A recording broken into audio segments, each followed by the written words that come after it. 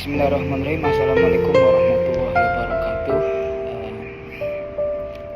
Kepada Bapak atau Ibu dosen yang saya hormati, perkenalkan nama saya Muhammad Maulana dengan nomor NIM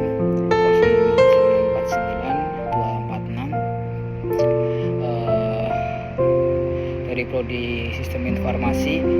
Pada video kali ini saya akan membahas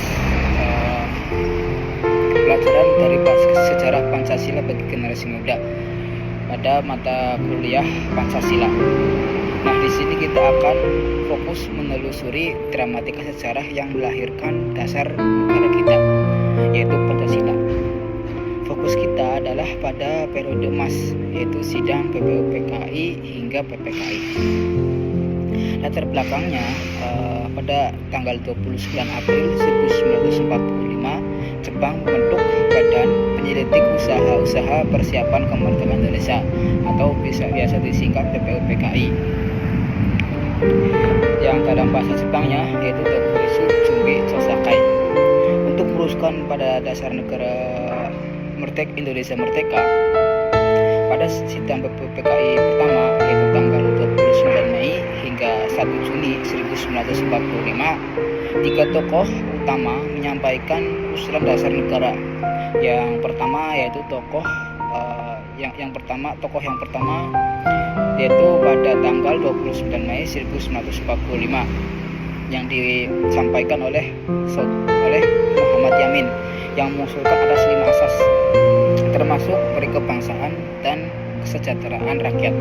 Kemudian tokoh yang kedua pada tanggal 31 Mei 1945 yaitu Prof. Dr. Supomo mengusulkan konsep negara integralistik yang menekankan persatuan dan kekeluargaan. Kemudian tokoh yang terakhir yaitu pada tanggal 1 Juni 1945 oleh Insinyur Soekarno menyampaikan usul 5 prinsip yang ia beri nama Pancasila, yang kemudian diperas menjadi Trisila dan menjadi Ekasila ya.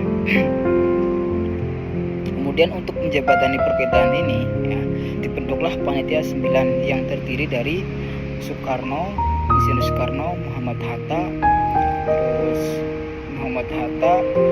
Muhammad Yamin, Subarjo, Kahar Musakir, Wahid Hashim, Apikusno Cokrosujoso, Agus Salim, dan Ma'amis. Panitia 9 ini berhasil merumuskan naskah pada tanggal 22 Juni 1945 yang kita kenal sebagai Piagam Jakarta. Kemudian di dalam Piagam Jakarta ini ya, sila pertama berbunyi ketuhanan dengan kewajiban menjalankan syariat Islam bagi pemeluk-pemeluknya. Inilah 7 kata yang menjadi titik krusial. Pada tanggal 18 Agustus 1945, sehari setelah proklamasi, Panitia Persiapan Kemerdekaan Indonesia atau PPKI bersidang ya. Sebelum sidang dimulai, Muhammad Hatta menerima keberatan dari tokoh-tokoh dari Indonesia Timur ya, yang diwakili oleh Mr. J. Latuharhari ya. Mereka menuntut penghapusan 7 kata karena khawatir akan adanya perpecahan. Hingga inilah saat kebesaran jiwa para pendiri bangsa terlihat ya. Kemudian Muhammad Hatta, Ki Bagus Hadikusumo, Wahid Hashim, dan Kasman Singodimedjo mengadakan pertemuan singkat dan menghasilkan kompromi luhur demi menjaga persatuan Indonesia dan keutuhan negara baru ini. Mereka sepakat menghapus 7 kata tersebut. Pada sidang PPKI 18 Agustus 1945, Pancasila ditetapkan secara resmi dengan rumusan sila pertama yang diubah menjadi ketuhanan yang Maha Esa. Pelajaran terpenting di sini adalah nilai persatuan Indonesia dan kemanusiaan yang adil dan beradab. Tokoh-tokoh Islam dengan kerelaan hati mengorbankan kepentingan golongan mereka demi kepentingan yang lebih besar, yaitu negara kesatuan yang inklusif untuk seluruh rakyat Indonesia. Nah, bagi kita generasi muda, pelajaran dari meja perundingan ini sangat relevan.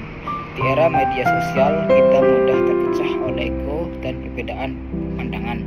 Kita harus meneladani sikap Muhammad Hatta dan kawan-kawan, karena mereka bisa mengedepankan hikmat kebijaksanaan dan toleransi daripada perpecahan ya. Kita harus mampu menarik rem ego kita, berhenti menyebarkan ujaran kebencian, dan selalu memprioritaskan persatuan di atas kebencian. Jadikan kompromi luhur ini sebagai fondasi etika kita. Hanya dengan jiwa yang inklusif dan mengutamakan persatuan, kita bisa menjaga warisan terbesar bangsa, yaitu Pancasila dan Negara Kesatuan Republik Indonesia. Sekian dari saya. Bila mana ada salah ucapan, mohon maaf sebesar-besarnya. Wassalamualaikum warahmatullahi wabarakatuh.